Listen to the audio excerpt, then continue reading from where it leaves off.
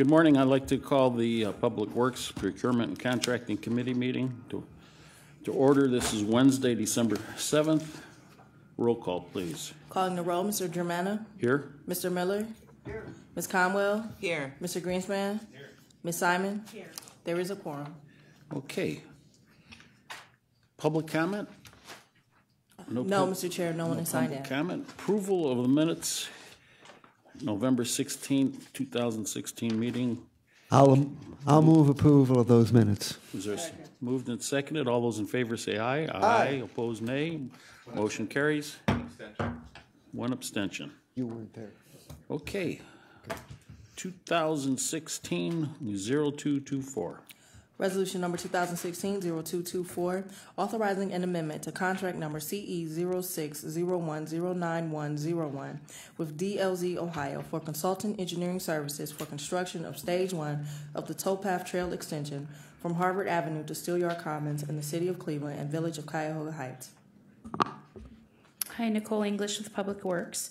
So we're presenting the contract for DLZ. This is amendment number 3. For the detailed design, again, there's federal funds being used for the project, so we always knew the amendment would be coming. This gets us all the way through design, and we'll be ready for construction. We have recently moved this project to a construction year of 2018, so we've moved it up. So there's a little sense of urgency to get the design moving, but we anticipate that shouldn't be a problem. The amendment is for $538,518. The estimated construction cost of the project is $7 million right now, and this is being paid for all out of federal earmark. Great. That's good news. Any questions from members of the committee? Yes. Mr. Miller?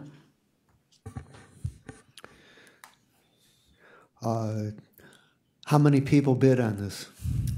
Initially, 11 proposals were submitted and 3 were interviewed. This is back in 2006, so the project has been going for quite a while, but it started with planning, getting down the route, and now we're finally to design. But it was always anticipated when they were selected that they would be the consultant all the way through design.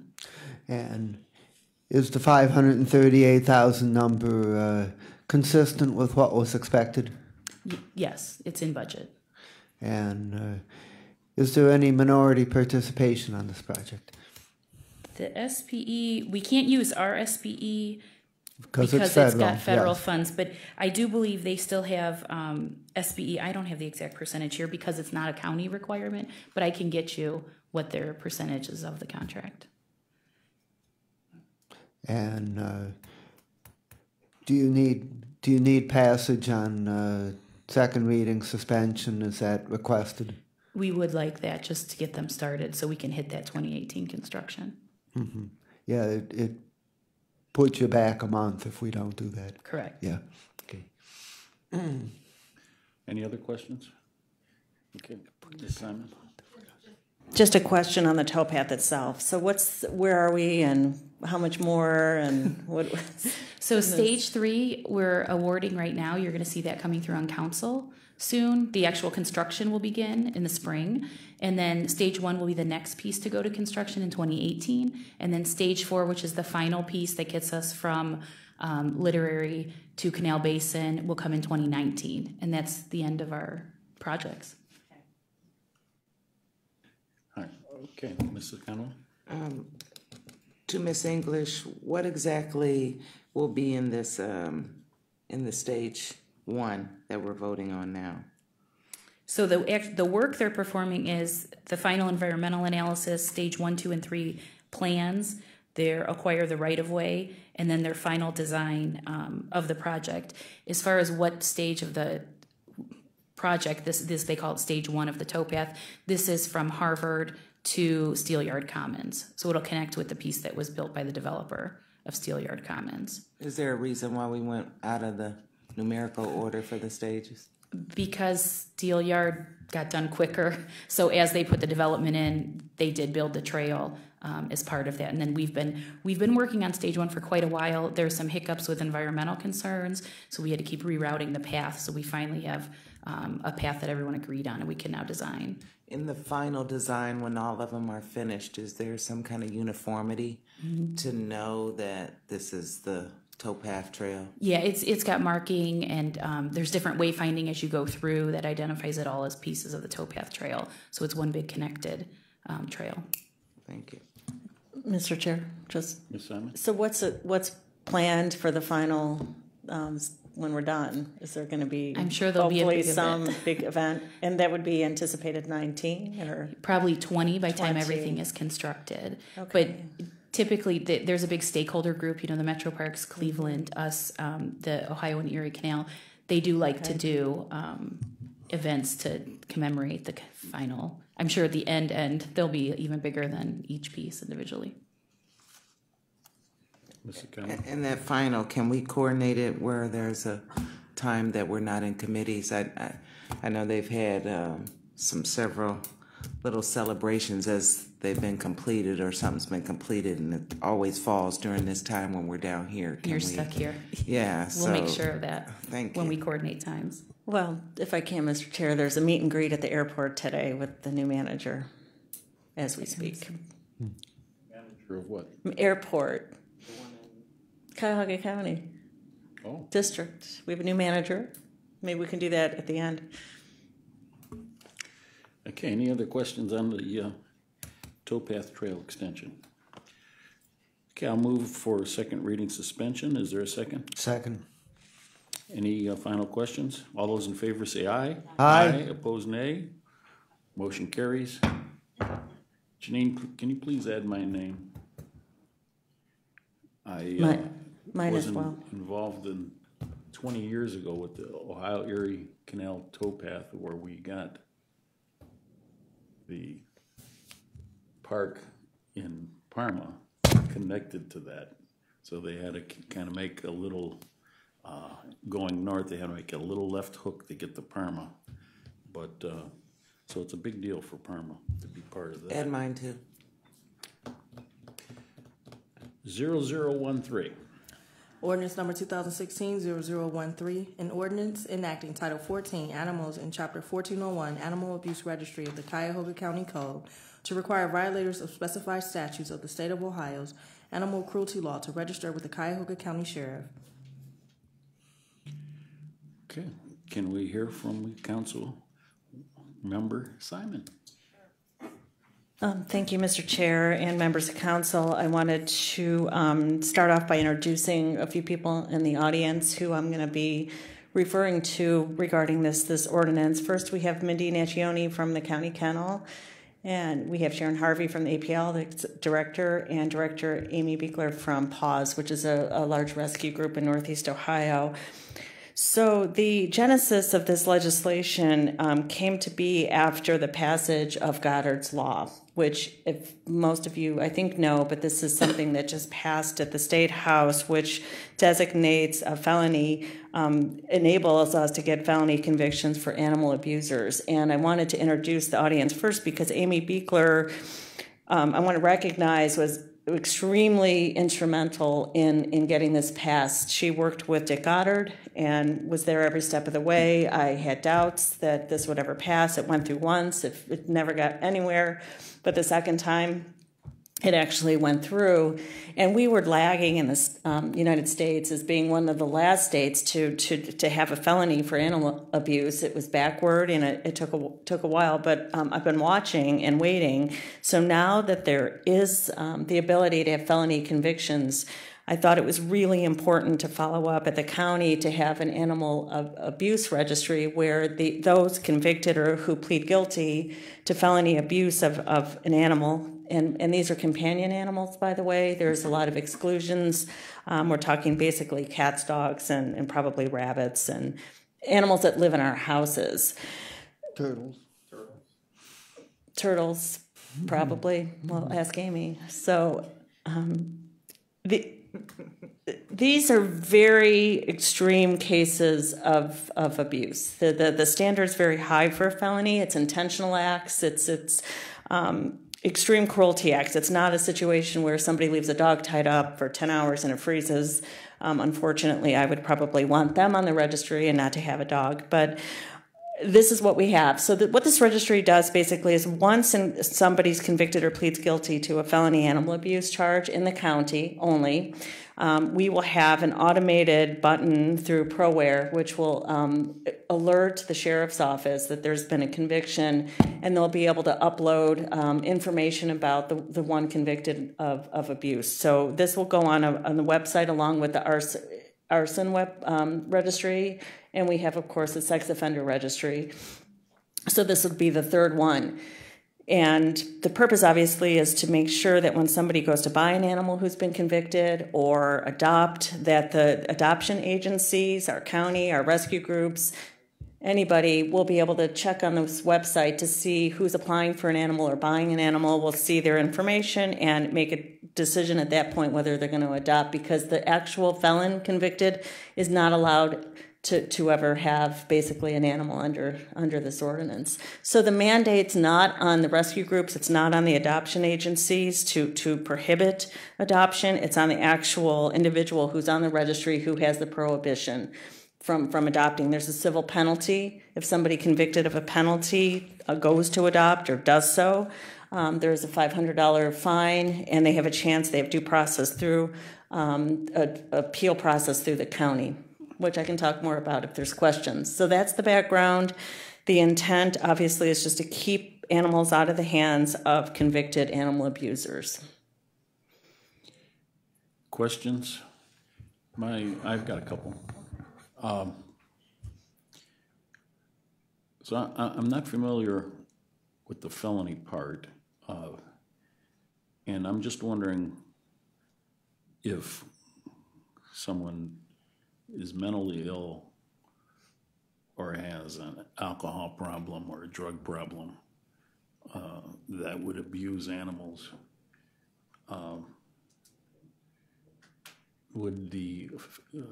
is this all taken into consideration when a felony is handed down? Well, in any criminal case, when there's prosecution for murder, abuse, assault, there's always part of the defense is to bring up mitigating circumstances, which will help dictate how the case proceeds. But that's all done through the judicial process. And like any case, like a human abuse case, they bring up background but it's a high level. This is a high level standard. It's very high. It has to be actual intent. I think it's pretty high. So I'm not sure how mental illness comes into that. Probably if they want to get an expert to say there was an intent because they don't have capacity. But all that goes into the judicial process. That has nothing to do with what we're doing here.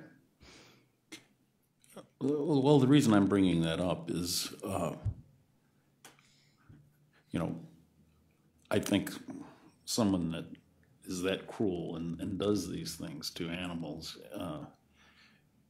there's some mental illness there. Or they may have been on drugs or alcohol, but this sticks with them forever on their record. And, there are reformed alcoholics and drug addicts, and mental illness can be cured. I'm for the felony, but I'm just wondering if it's correct to have them labeled for the rest of their life. Well, what about a sex offender? Do you think that's correct? I mean, I could argue that a sex offender has mental illness or is an alcoholic, one who rapes a child.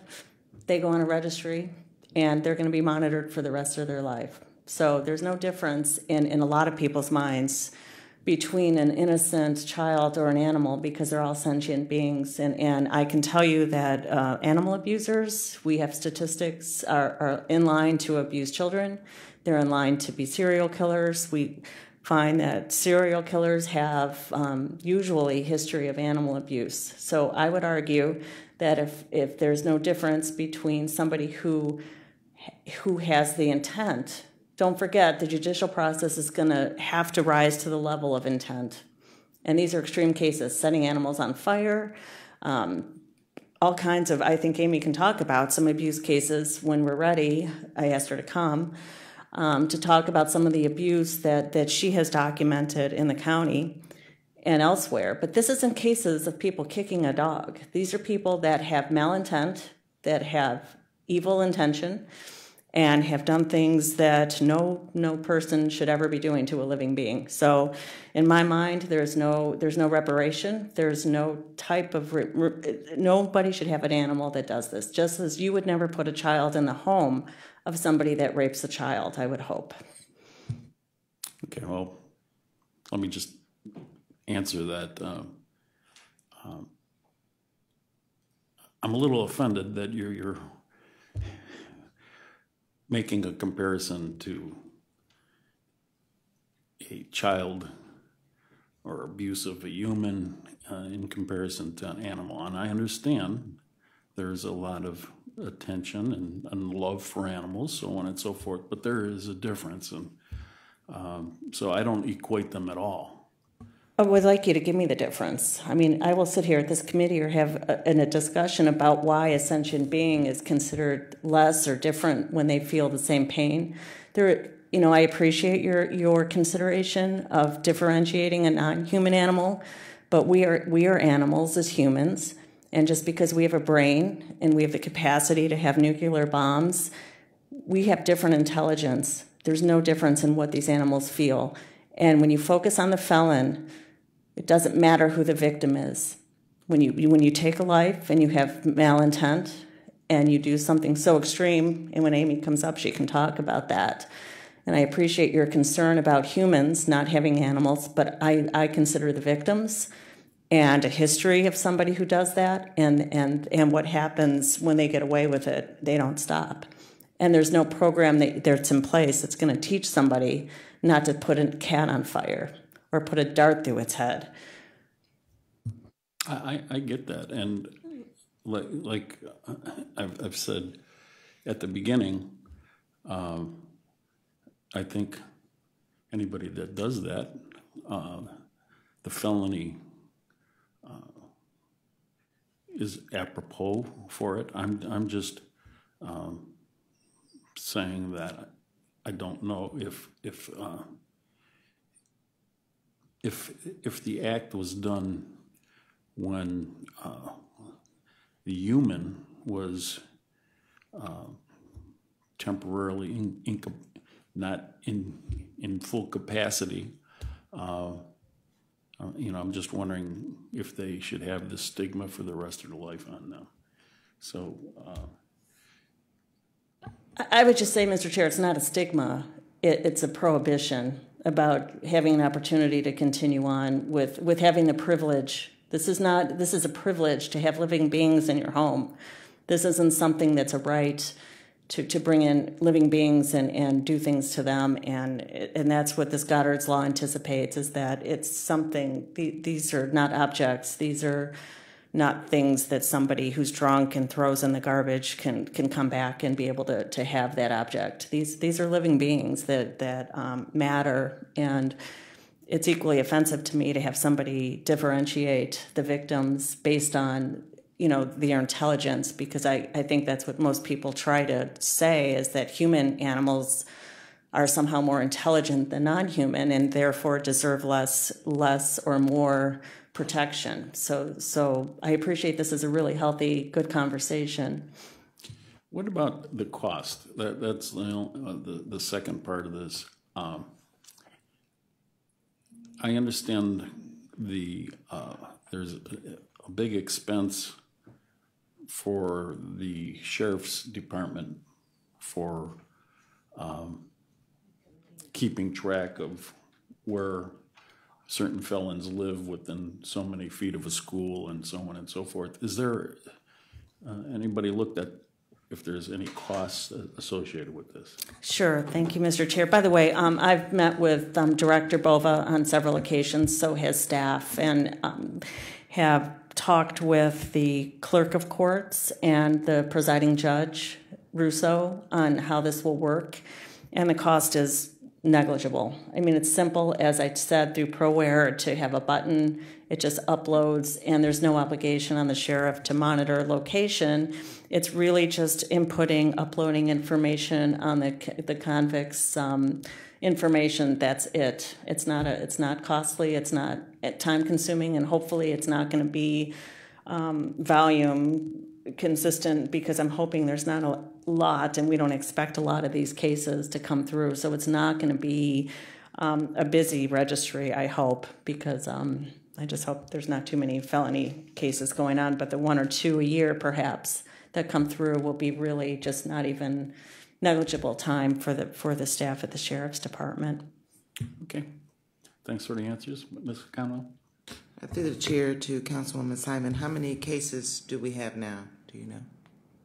I don't think we've had, since Goddard's Law just passed, it's only been this year, I don't think we've had any felonies come through. And I want to check with our experts in the audience when we have time after the questions too. Does anybody know if there's been any yet in Cuyahoga County? Felony convictions? Not convictions. No. We do believe some charges have been. What do you want? Is it okay, Mr. Chair? Sure. Sharon Harvey comes up, director of the Cleveland Animal Protective League. Thank you, Mr. Chair, and committee members and Councilwoman Simon. Please state your name and Sharon your, Harvey, your President office. and CEO, Cleveland Animal Protective League. Welcome. The Cleveland Animal Protective League enforces the animal cruelty laws in Ohio. A lot of confusion around that because we are a private nonprofit organization, but we're not the only entity in and our jurisdiction is Cuyahoga County. We're not the only entity in Cuyahoga County that does that. We have not pressed charges, felony charges, yet. The law only went into effect in the middle of September. However, I have heard that there may be a couple of cases where charges have been pressed by the police. So local police and the sheriffs can also enforce these laws. Okay. Any questions? I'm not done. Okay, Ms. Conwell, and then we'll. That was one of my questions that the chair had asked, the cost to enforce. Is there any way before this, because I know ordinances, we usually like to go 3 readings. Is there any way that we could have the sheriff come in or Yeah, I anticipate 3 readings. So next council meeting will be 2nd, and then hopefully, I don't know if there's a way to get a committee meeting with the sheriff or just get questions or just meet with them, but definitely 3 readings so we have time to get feedback. Director Boba couldn't be here today, so definitely. Because I'd like to know how they, plan on enforcing this law. And I think it would be kind of good if you had some sort of registry in a way, because private owners that sell dogs could have a mechanism to look when somebody comes to their farm or whatever to buy the animal. I'm not going to get in that discussion about kids versus the dogs, but the suggestion in regards to, you said that they would be able to, with the ProRare, to push a button to go to, I guess, the various sites. Clerk's office, when a felony animal conviction comes in, there'll be some mechanism that they'll just be able to flag it for animal felony cases that will directly go to the sheriff. Okay. And I think when you stated that, maybe we can have something go to downstairs where they get licensed for dogs. Good idea. So that's awesome. Okay. Thank you. Okay, great. Thank you. So it looks like the penalty lies with the adoption, purchase, harboring. What about selling, giving? The penalty is on the individual, no matter what they do. So they can't have an animal. So it's not.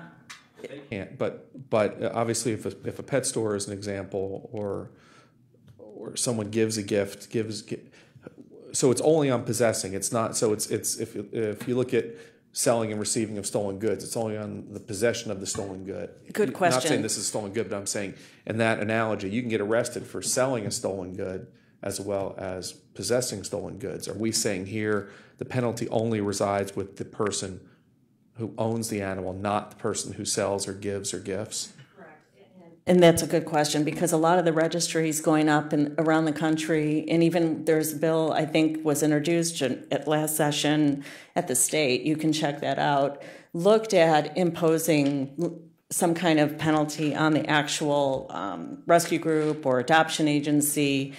And so that some registries have that component. This is just on the individual. Okay. And I think it's a place to start here, just to start off this way at the county, because we're the first. We would be the first in the state.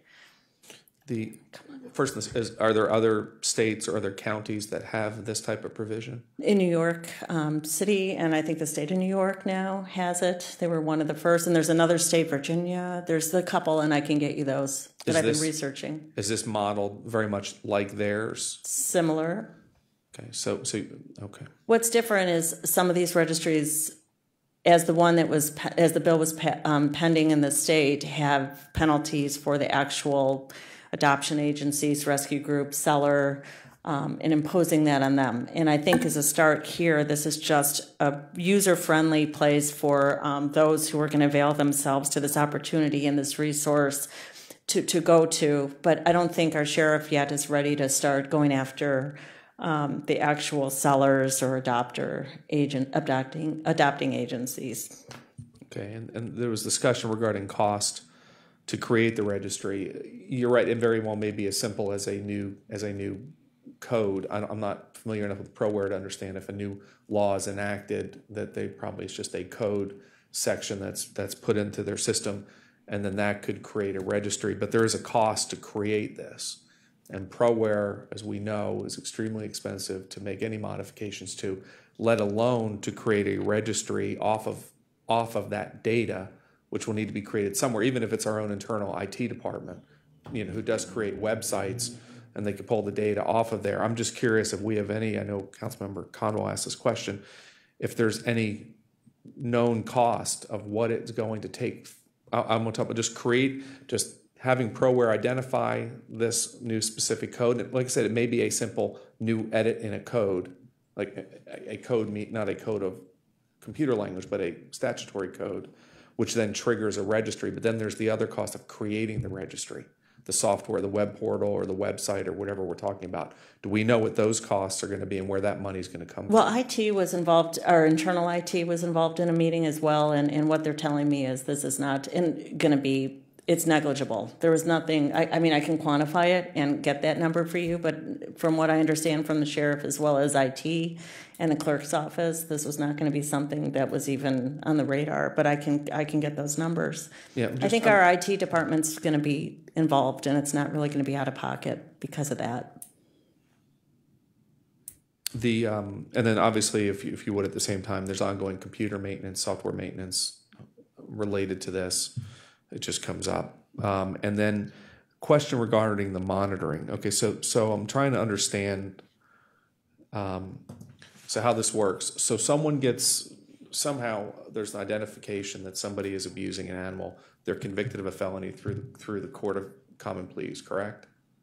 So they're charged. Are they charged at the municipal level or the county level? It could be a municipal case that gets referred over to the county for a felony.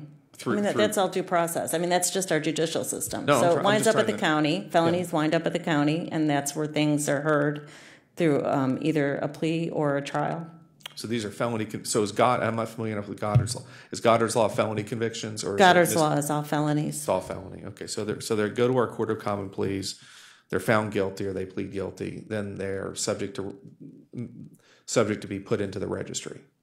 Once they're plead guilty or found guilty, then that will be sent over to the clerk's office like every other criminal case that's adjudicated, and then it would go to the clerk, and once it's flagged, just be sent directly over to the sheriff or IT, whatever they figure out. It goes in the ProWare. ProWare triggers it just like I'm sure they do arson or sex offender registries, and it goes into the system. Now I understand that flow. So, but with sex offenders, I'm not familiar with it. They have to register. They have constant That's right. They have to. It's incumbent upon them to continue to give information to the registry about where they're living with certain parameters. They can't live within so many feet of schools, and So there's a constant reoccurring duty on sex offenders to report to the registry. This, on the other hand, is simply one-time input of name and social that won't be public, and a photo that the sheriff would get. So it's really just one time in, stays. So there's no requirement upon the convicted felon to report change of address. No. So if they move, if somebody moves even within the county, they're not required to disclose their new address? No, but the address isn't really the identifying factor. It's going to be the person's photo, their name, and somehow the social is going to be, I don't know how we're going to do it, but anywhere in the state, they can flash onto this person's picture. And if they're going to, insofar as to change their identity, then we really can't control that. But, no, I wasn't talking about changing it. I'm just talking about... No, but if the picture's on there and the name's on there, so it's not going to be the address that really governs identification. It's really just the name and the photograph for identifying information. So if they offend and they're in the registry, is the municipal police department or the county, is there any follow-up, drive-by to make sure they don't have a pet, they're not in violation of any order? Because this says by county ordinance that they shall not basically possess, a pet. But what if they violate, then they get charged again? Even if they violate, let's say they have a pet, but they're not abusing it, right? So there's no additional Goddard's Law application there. Is that where what? If they're on the registry, our county law says if once you're a felon and you have a pet, then you're subject to a civil fine of $500 through the county. Even if you're not abusing. Correct. The pet. That's right. Well, hopefully they're not abusing, right? So there's no follow through like on a sex offender registry. It's just you're just in the system. The cost, the DRB. Why the department? Okay, good question. I'm not there yet, but thanks. Because right now that's the debarment board was designed originally for debarment cases. We have anticipated, I sit on the board, that we're going to become the county's broader appeals board. And right now there's going to be an ordinance and a meeting today to talk about changing the name of that debarment board, because we have some other cases that we anticipate that will need appeals to. So we're going to broaden that. But right now it's technically called the debarment board, but that name's going to change through the county council process and through the debarment board. So maybe even on third reading when we come back, it's possible that by then the name would have changed and the definition and breadth of the appeals board will change. Well, and then that leads me to another discussion on the debarment review board. It currently doesn't have the authority to hear these cases. I'm not saying it couldn't, and it sounds like you're working, but are we putting the cart before the horse? Should the modification of the debarment review board's scope be amended before you pass an ordinance that's going to send something to a board that currently doesn't have the ability to hear? Well, since this is going for third reading in January, probably it will be done. That will be past your time. So that's the plan. This is not going to pass until... Hey, Chuck too. I know. I'm not taking offense to it. Greenspan's last meeting, so I can be a little aggressive and feisty, like I've not been before. All right. Let's. No. Sunny and I we're good Because this is really important. We're kidding. I'm no, sorry. we're good. Yeah, we're good. We're good. Let me, if I can continue. In the DRB, it says may adopt rules. Should that be, as I've learned from you in 6 years, may versus shall? Shouldn't that be a shall instead of a may? In here, the last line under 140104, the County Debarment Review Board may adopt rules and procedures. Should we make that a shall? No, I think may. May. I defer to you. Okay, I'm just learning from there. Okay, those are all the questions I have right now. Yeah, the shall really, that's saying that violation shall be, and the may is much better.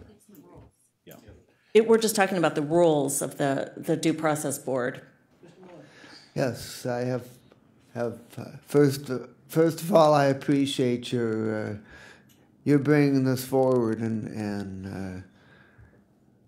I've always been of the opinion that animal cruelty is a very serious offense, and that it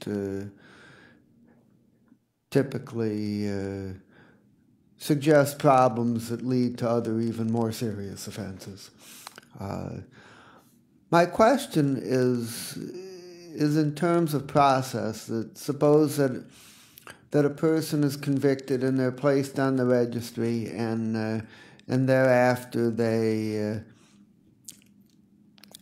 obtain a new companion animal, and my question is how do we anticipate that would typically come to our attention, and whose responsibility would it be to determine that, to assess the fine, to collect the fine? What would be the process as to how that would occur? So what I envision is that the way somebody would get caught would be either at the desk of the adoption agency or at the pet store, or a friend or a neighbor, a family member who finds out that this individual has a companion animal, and they would call the county, and either they're going to call the sheriff, and then we put it in place that they'll have a civil fine imposed, and then they'll be just like the debarment board. When you get the letter from the IG saying that you are on the list, this will come from the county to them that you're fined $500. You have a right to appeal, and then they go to the board of appeal. So it would just be there's no mandate on anybody turning somebody in, but I would hope that if someone finds out, they would contact the county. Suppose that they don't appeal, but they just don't pay. What can be done about that? They're assessed the $500 fine. They don't appeal the fine, but they just ignore it. They just tear it up, throw it away, and they don't pay. Then what happens? Well, it's a civil penalty, so it's like any other civil penalty. It's up to the county how they're going to pursue collection. Yeah. Which might be through consumer affairs. I mean, we're looking at what would be that mechanism for collection, but just like a city, when they charge for ambulance runs, they have you have to pay for that, and a lot of residents don't pay. So the city's set up either a collection agency or a small, I really don't see this as being a huge volume situation like ambulance runs, but it would be up to us to determine how we're going to collect a civil fine. Have we given any thought to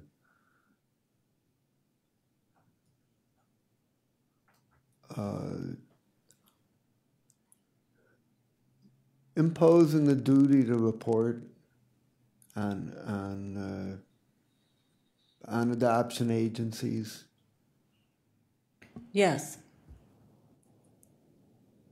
I have given thought, and I've discussed it with the stakeholders and our sheriff department and the director. And I think at this point, from our county standpoint, from the sheriff department and Director Bova, I think this was a place to start. And we want to see how this goes, to see how many felony convictions are going to come through, and what's the capacity, and what would be the mechanism by which such a duty would be monitored and enforced. I mean, that's the real question. If we're going to impose that on more than just the felon, this would be much broader and harder for the county to monitor. So this would just be a starting place. And okay. So thought has been given into that. The other comment that I would make is that I really think felony convictions are going to be rare.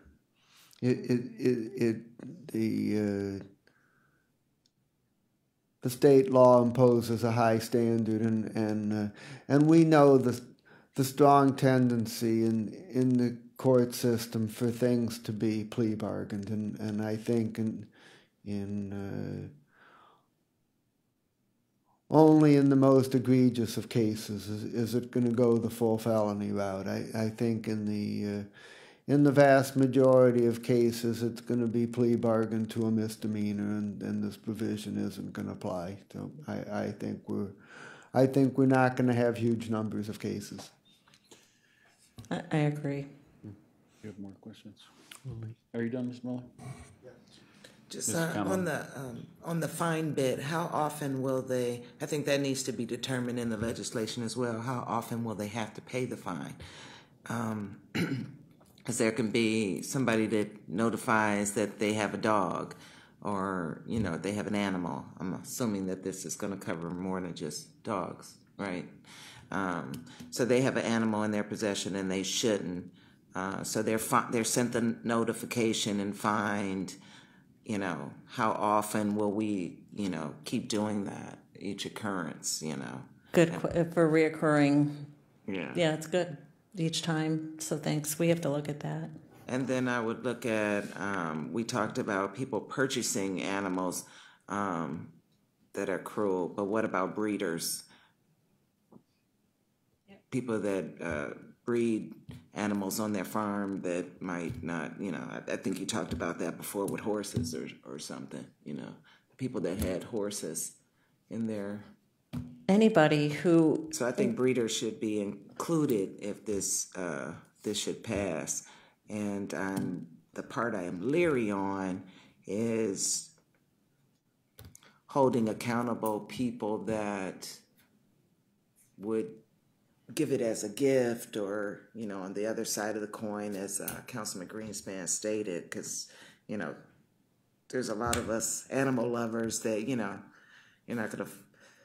It's hard to even fathom that people would do these kind of things to animals, first of all, and so I just don't want to see something in the future where we're just convicting innocent people that aren't paying attention to registries and things of that nature, even with. Not innocent. No, I'm talking about the people that are selling the animal. They don't. You're not going to focus on that somebody comes to buy an animal. At least I wouldn't.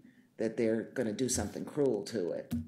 So You'd like us to see down the road to put I don't really want to see down the road people that are on the other side of the coin, not the abuser, being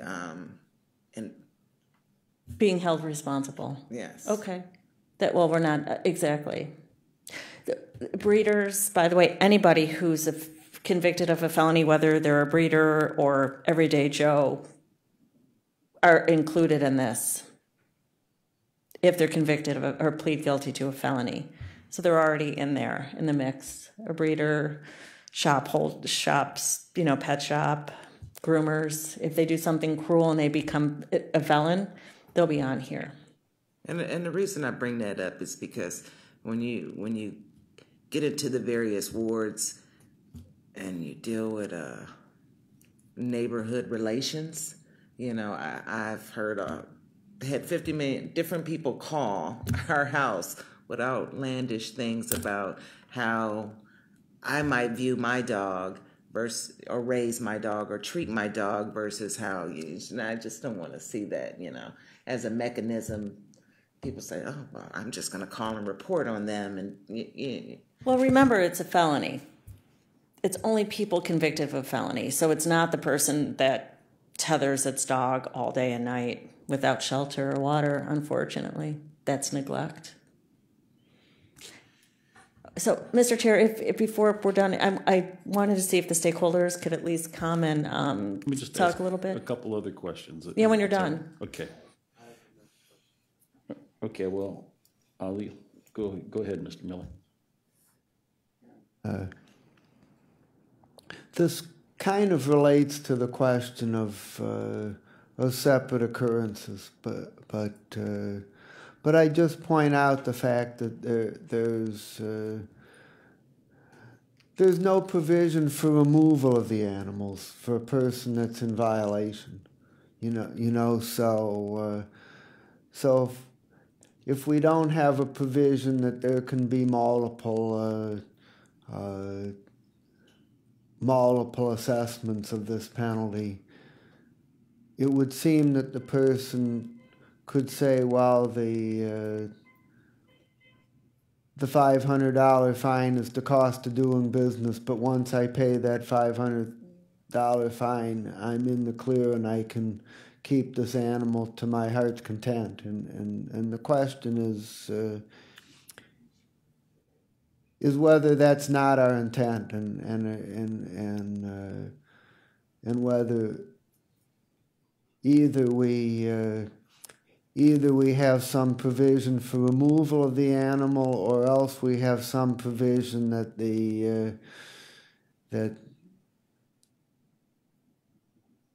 that they're notified of the violation and told if it's not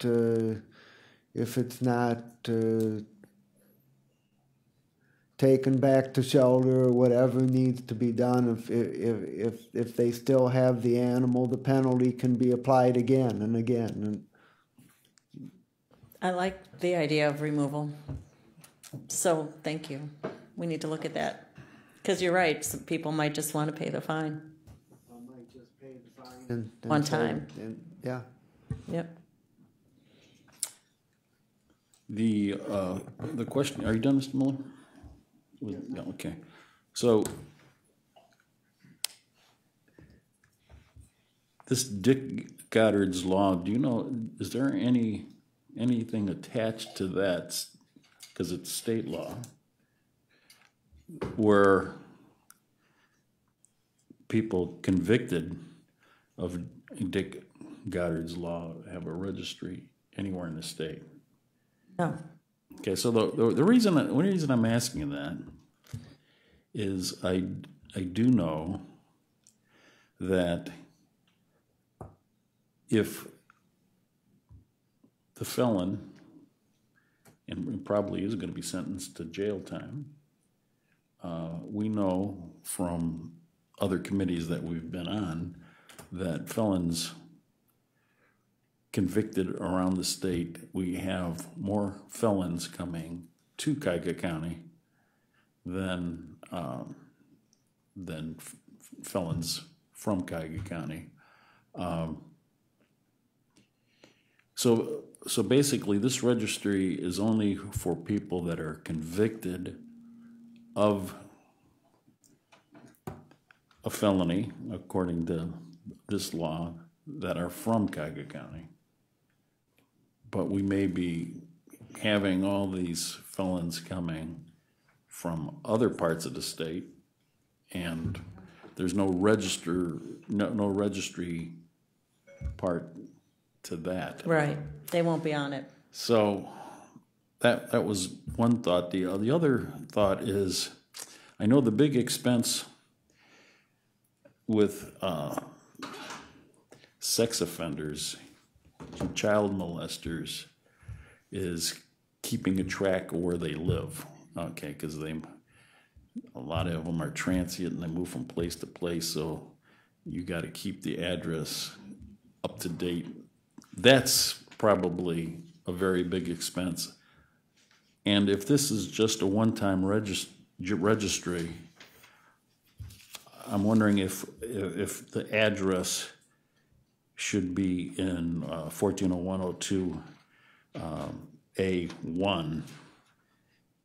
If we really need the address, it's important to have the name. I don't know why gender is important, but the name, date of birth, and it doesn't say social security number, but it probably should. But I'm just wondering if we should strike address if we're not going to be keeping track of where these people live.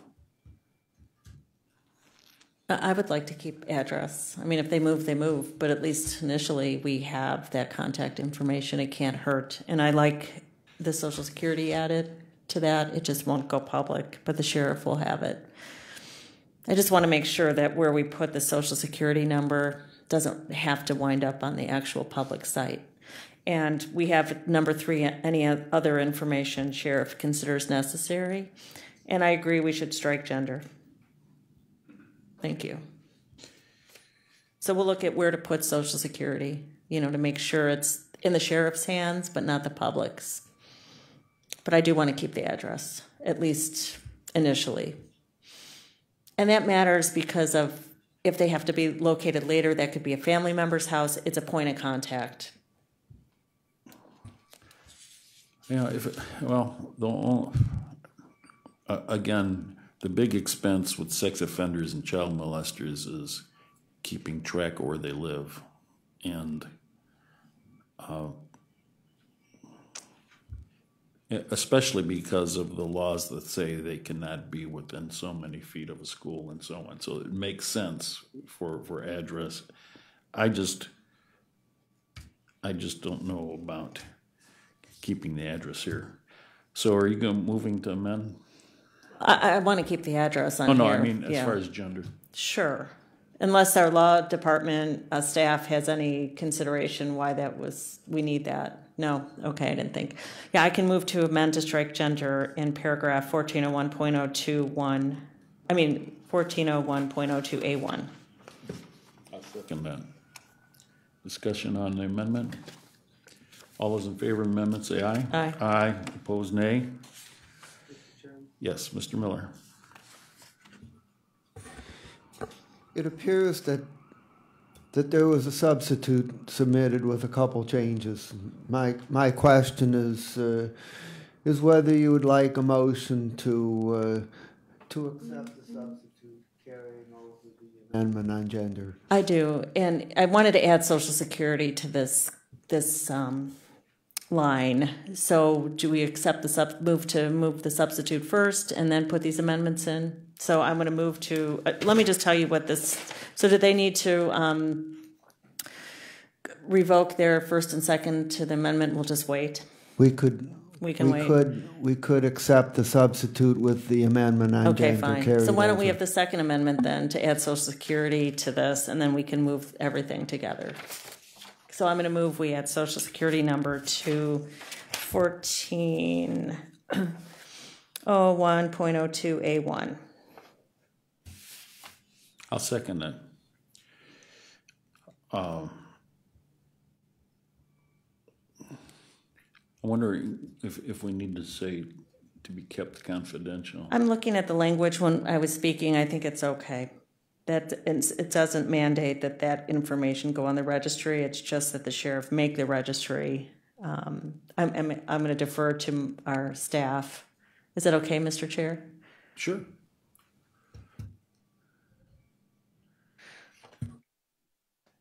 Thank you, Mr. Chair. Michael King, council staff. The only thought I have on that is at the end of that section, it's under, I believe it's B.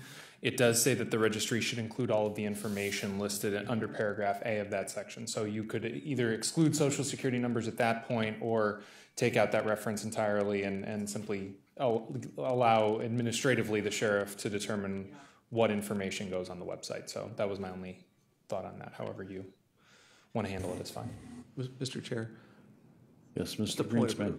I'm sure that the sex offender registry has some defined criteria. Why don't we just mirror the language of the sex offender registry? Because I don't think they disclose social security number. Right.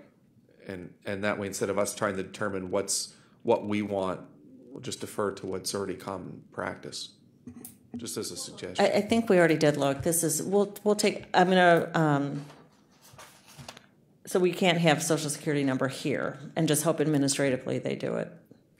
And that could be conceptually some of the information included in subparagraph 3, right. Any additional information that the sheriff considers necessary. And if it's a matter of trying to distinguish, as has been stated, I don't think there's going to be a high volume of people convicted of felonies here. So being able to distinguish between John Smith, the date of birth is included. So hopefully that will be enough of a distinguishing, feature for people to be able, animal shelters, pet stores, to be able to say, okay, this is this John Smith versus a different John Smith. But if it's necessary to include social security numbers, this certainly contemplates additional information that may be provided or necessary to make those distinctions. Okay, so I had a motion that I'm now going to take back to include social security in that line. I don't know if it was seconded. I second it. I'll remove my second as well. But the question I have, Mike, is, Mr. King, that we talked about the photograph, and we put that at the end in section B, why wouldn't we put that here, that the in 1401.02A1? So the 1402 A1, 1401.02A1, all of this information that's currently listed here, I believe, is already in the ProWare system. It's part of when somebody is convicted. You have their date of birth, you have their address, at least as of the date of conviction, you have the individual's name. The photograph is something that you'd need to get through a mugshot of some sort. That's something that the sheriff should be able to easily obtain, but it's not necessarily automatically going to be transferred. It's not going to be incumbent upon the actual registrant to provide a photograph. That's right. Right. We'll get it. Okay. Okay.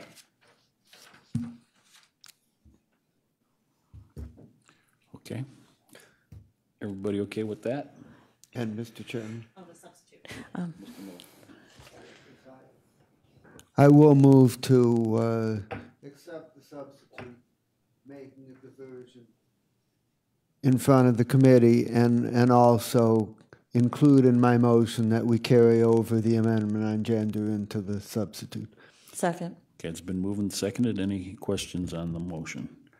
All those in favor of approving the substitute with amendments, say aye. Aye. Aye. Opposed, nay. Okay, that carries. So, do you want to have this second to council and back to committee if there's going to be further corrections? Yes. Do you want to make that motion? Yeah. Would we have a minute to have our people speak, or you want me to make it now? No, that's fine. Yes, they're here. Thank you for coming. Who's chomping at the bit? I think Amy Beekler.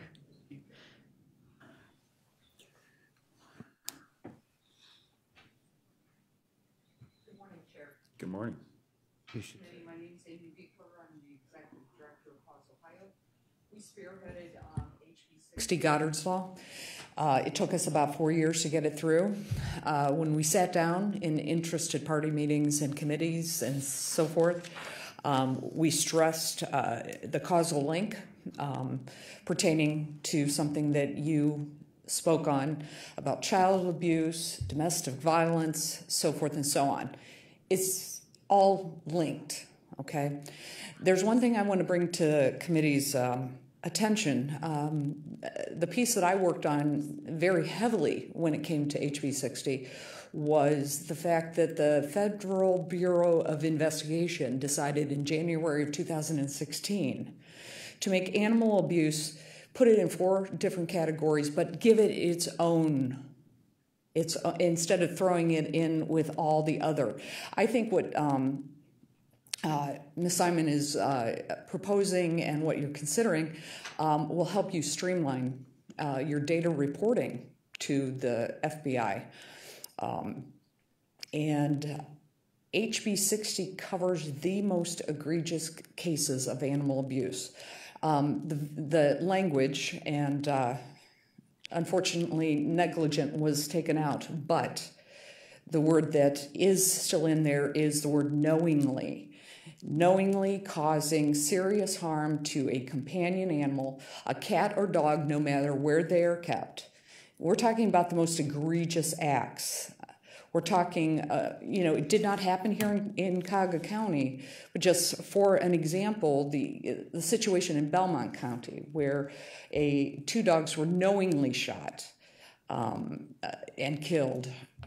That's a case that's being charged under Goddard's Law. I think we have across the state 8 or 9 cases right now in consideration, a couple of indictments. So I don't believe you're going to be flooded with felon after felon here in Cuyahoga County on this registry. I think what you're going to get is the most egregious cases, the ones that need to be on your radar, need to be on the FBI's radar. Cuyahoga County I consider very progressive, and very supportive of Goddard's Law all the way through the process.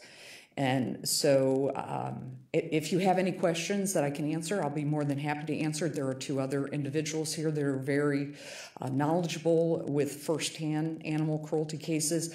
I direct a nonprofit foster home-based rescue.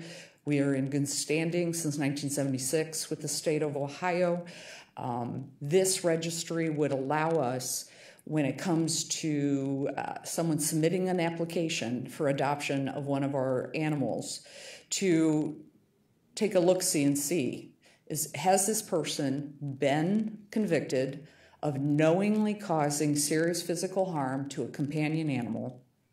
Were they convicted of a felony? That gives us an extra tool in our toolbox, which I really believe that by considering this and getting this through, you will give us that. So I will take any questions if you have none. Are there any questions?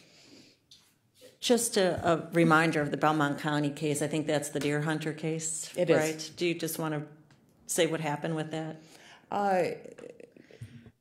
I have spoken to the prosecutor in that case. The facts, as we know now, are a hunter was in a tree stand on his own property. I believe it was the first day of hunting season. His neighbor's two dogs, Emmy and Bella, got loose from him, and they were running through the woods, and they were chasing away the deer that the hunter was hunting. And he shot those two companion animals and killed them both, and then took their collars as trophies. It was after many hours of searching for his dogs, getting neighbors involved to try and find his dogs, that he was finally made aware by the individual who did kill these animals that he shot these animals. And I can only tell you that that case is going to be prosecuted under Goddard's law. So that's an example of, knowingly, that's the biggest word here, knowingly. And, Sharon Harvey from Cleveland APL and Mindy from county will let you know, they see a lot of cases. Do they rise to the level of HB 60 Goddard's law? In most cases, not. In most cases, not. These are, in the law, egregious, serious physical harm, torture, torment, intractable pain and suffering. That's the verbiage in HB 60. That's the verbiage in Section C of our 959.131C. So that is what we're here for. We're not here for those negligent cases that we see every day. We're looking at the most egregious cases, and I think Cuyahoga County, will be applauded across the state of Ohio, quite frankly, for taking this progressive kind of move. And it will also allow you to report that kind of data kind of streamlined, to the FBI, because they realize the causal link. Thank you. Is there any other questions? Okay, thank you very much.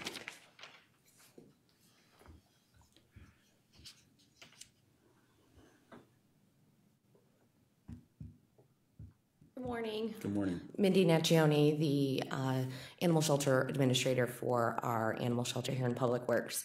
I just wanted to take a moment and thank Councilwoman Simon for bringing this forward. From the adoption standpoint, this year we've adopted over 1,000 dogs out into our community. And this ordinance and registry will allow us to ensure that those animals aren't going into homes where these egregious acts have been committed.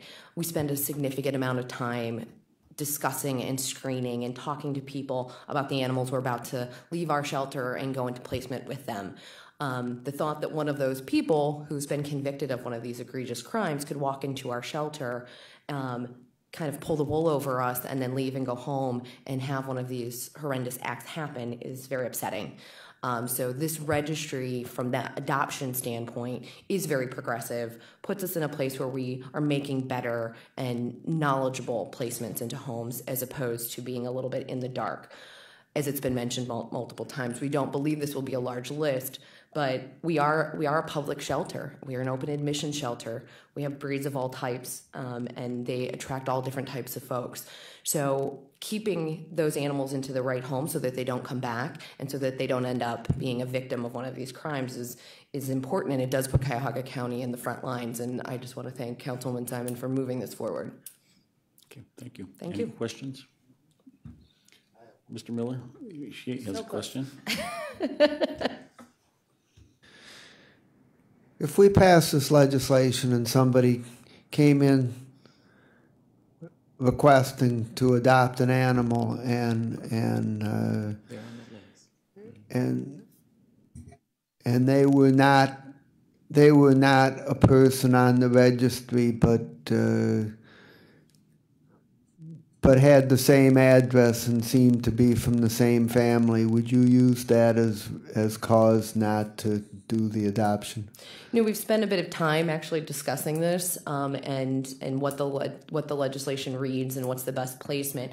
My understanding at this time from Councilwoman Simon is that it is the adopter who is responsible and who has committed the crime, not anyone else in the home. But those are discussions that will probably continue forward. And as this grows and becomes more, if there are individuals in the home who may be subject and have committed the act, whether it is a good placement. At this point, we're looking at the adopter, the person who possesses the animal. Do you have discretion to refuse any adoption that you don't think is a good placement, or does there have to be some definable cause? We do have that discretion, and we use it. It's not overly common. A lot of times it's something much more subtle that's going on, but we have used that discretion to turn away adopters that we don't think would be a good fit for one of our animals. Okay, thank you. Any other questions? Thank you. Thanks. I just want to point out that we have two co-sponsors of the legislation, Councilman Hairston and Councilman Miller, so thank you.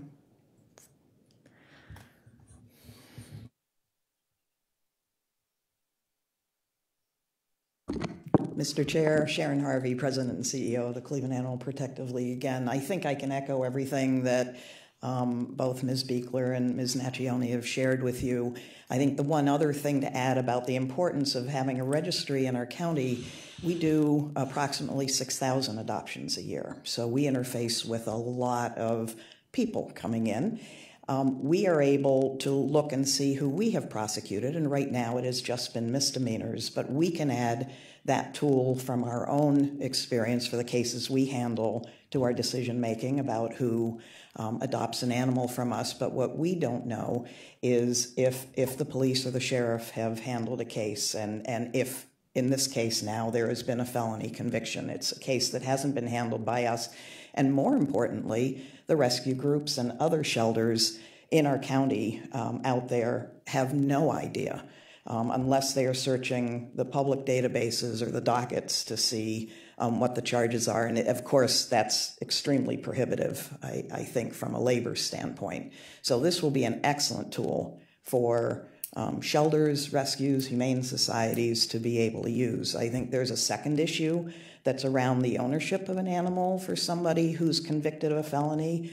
I certainly applaud Councilwoman Simon. I strongly support this ordinance in its current form, and yet I understand there may be some work that perhaps needs to be done on that part. When we work with our prosecutor for the misdemeanor cases we're handling so far, we typically try to get, during at least that term of probation, or during that the person is not able to own animals and that the person must subject themselves to unannounced visits by our humane agents so that we can follow up and ensure that the sentence that's imposed is being properly carried out. Whether or not through this ordinance we can get something additional beyond that probationary period, I kind of hope so, because some of these people I truly would rather never see have an animal again. So I don't know if there's a way to work some hearing or discretion or something into that. But I definitely think that needs to be explored. And then just to clarify, earlier I referred to Cuyahoga County Goddard's Law cases to date. To my knowledge, I just checked with the prosecutor we work with, there is one in Cuyahoga County being heard. It has been, it's going to pretrial, and it was I believe a woman. It was a domestic violence situation. It was a woman who stabbed a puppy in retaliation. So that is being handled not by the Cleveland Animal Protective League. I think, I'm not sure if it's in a suburb or in the city of Cleveland, but that's being handled by other authorities. And we're very grateful that other authorities are taking animal cruelty seriously and charging under Goddard's Law. So I'm also very happy to take any questions. Any questions? Mr. Miller? Just a comment that I think the effectiveness of this legislation is going to be greatly enhanced by the fact that it appears that most of the companion animals in Cuyahoga County are going to go through adoption agencies that are aware of and support this legislation. Mr. Connell? To Mrs. Harvey, so I want to be clear. So for the misdemeanor cases, do you allow for adoption in some cases, and in some cases you don't, or? Typically, I think we take everything into account. It depends on the case. It depends on the circumstances of the case. I would say we rarely have anybody who we have convicted of misdemeanor, cruelty, or neglect come back to us for an adoption. But we do at least have that ability to look at the cases that we ourselves have handled to make that decision making. But in general, that is, I would say, highly likely that we would not be adopting. I think in animal welfare, one of the things I'd like to say is the answer to almost every question is it depends. So, but I would say there would be in the 90+% chance that we probably would not elect to adopt to a person who we've convicted previously. There would have to be some very strong mitigating circumstances. Yeah, because I'm just wondering, there's a fine line of how people think that they should raise their kids as well as their animals. And we had a golden retriever, and some people don't believe in when they're training their dog to hit them ever. Some do. I mean, I go to homes and, that's how they do their dog. That doesn't make them, a bad person. Thank goodness we were afforded to get a trainer that, loved dogs. And he said, you never, ever, show that to your dog by hitting them, but some people, or it's just handed down from generation to generation. That's how, they take the newspaper, they spank their nose. So, that's why I'm a little leery. It depends. It is a case-by-case thing, but it depends on what your point of view is and how you raise a dog versus somebody else. And I know we're probably talking about way other things versus training the animal. We are. And I think if I can reassure you, Councilwoman, I think before we even move a case forward, we are, things like that, unless there really is egregious punitive training that is causing the animal to suffer and that we believe will be, we'll get a positive outcome in court. We have a lot of gray cases that we have to work through. We take our responsibility very seriously. So, by the time we are prosecuting somebody for animal cruelty, we have animal cruelty or neglect, and it's not going to be a case. We haven't failed to get a conviction yet. So we are also successful right now with 100% of our cases. So the judge also believes that there has been animal cruelty. So when we have that support, then we feel that to then make a judgment as to whether or not that person should be able to adopt, certainly from us, we feel pretty comfortable with that decision, that it's highly likely that it's going to be a no. And what's the number on the law again? It's HB, is it 60? Goddard's Law was House Bill 60. Okay. Right. Yeah. Anything else? Thank you very much. Thank you so much. Thank you very much. I guess one question begs to be asked. The first whereas says this is known as Dick Goddard's Law. I'm just wondering if we should reference this ordinance as Sonny Simon's ordinance. I'll leave that to the committee, and I don't think so. I understand, Mr. Chair, that we'll have one more committee meeting in December. The Madam Clerk just told me that we have a committee meeting the 21st, so I don't mind holding this, so by then we can bring hopefully somebody from, Director Bova here and clarify any more questions and hold it in committee, if that would work. That'll work. Thank you. I just, at the beginning when I was talking about these people being labeled, remember? Yeah. That. The mental illness and the drug and the other thing that I was thinking is that a lot of these acts may be trying to get against a person, on neighbors that don't get along, and we heard about the Belmont County case. But we're talking about a bitter divorce, and someone might want to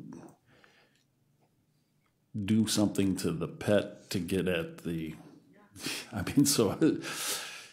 and I think there's a certain amount of temporary mental illness involved in that. But, I agree that people should be convicted of felony if they're knowingly, and so I just wanted to bring that up so you understand the frame of mind that I had. Also, and I wasn't going to bring this up, but I'm going to bring it up anyway. I a lot of times do this as I regret even saying it. Yeah, I had a situation just in this last month where my neighbor who had a German Shepherd puppy from, I don't know if it was 6 weeks old or so on, from out of state, they went and got this German Shepherd, and it was almost a year old, and it was a male, and they went to have a routine having it neutered, and the dog died, and our neighbor and our daughter and son, everybody. I'm distressed because, that was our neighbor's pet. We loved it. And we were talking about, I just happened to look into it for the neighbor, if what penalties would be. And I did find out that the Supreme Court has ruled that pets are property, and pain and suffering and loss of companionship and so on and so forth cannot be brought. It's just the value. So just having that knowledge, again, much of this has to do with the cruelty and just being a human being. Pets are not human beings; they're animals, and because of the knowledge of the Supreme Court, I also had part of that in the back of my mind, even though my wife and I are distressed by the loss of our neighbor's pet. So we know the attachment. So with that... can I just say one thing? I'm yes. Sorry. We can talk more about this, over lunch one day. But, the domestic violence cases used to be viewed like this, that it was a momentary lapse of judgment of the perpetrator. And we were very lenient on DV cases for most of my adult life until really the last 10 years, especially the last 5, where domestic violence cases are taken extremely seriously, that, they're going to be a felon if they have a second offense. So it's sort of, in my mind, the same kind of situation. Even though you might consider a non-human animal less than a human animal, it's not really even so much about evaluating the value of the victim, because that's what we devalued victims in DV cases for so many years. because, oh, it's just somebody getting back. It's a husband, usually a husband, that's mad. And they would get off, the police would treat it like, not a big deal, just a family dispute. And that's kind of the paradigm here, and that's why I am so strident, and I apologize if I am, because I've seen this evolution in terms of DV cases, and to me this is analogous to that. And we really start to put assigned values to victims of living beings that, oh, they're not this valuable, or she's not that valuable, she's just a wife, she's just... it really takes away from the perpetrator's offense and the cycle of violence that will continue. So that's all I want to say, and this is a much broader conversation, but I appreciate having it here. Thank you, Mr. Chair. Okay. Okay, is there any other public comments not related to the agenda? Yes, Mr. Chair, Sir Mike Dever. I was wondering why you were sticking around. Mr. Chair, Michael Dever, Department of Public Works. Thanks for hearing these issues today before you. I wanted to come before you today because we weren't sure about the next Public Works Committee meeting scheduled now for the 21st because there was conversation going back and forth that it may go into the new year. So I wanted to come forward and seeing that this may have been your last meeting, and since you're the chair of this meeting, I wanted to come forward and thank you on behalf of the department for both your fair yet firm leadership in this committee. And I know Councilman Greenspan will be moving on also in the near future, but we can roast him probably at the next Finance Committee meeting. But I truly want to thank you. You and I have known each other since Parma and the involvement in Parma when we came out there to start the sewer program back in 2008. And I've enjoyed the relationship, and this committee has been, I know it's one of the busiest committees of council. So once again, just on behalf of my team of Public Works, we just wanted to say thank you. And we actually got you something small here. Wow. I am, thank you very much. Yeah, and I can tell you, everybody has been asking me this question about, are you anxious that this is going to finally be over, and you counting the days and so on? Now my wife has counted the days, but and I've been consistent, and I've told people that it's important work, and I'm going to miss the important work. And the second thing is this administration and the past administration, they've been very attentive, and when council people speak, they listen, and it's important to have the input, and I really respect that. I have some regrets that I am not running for re-election.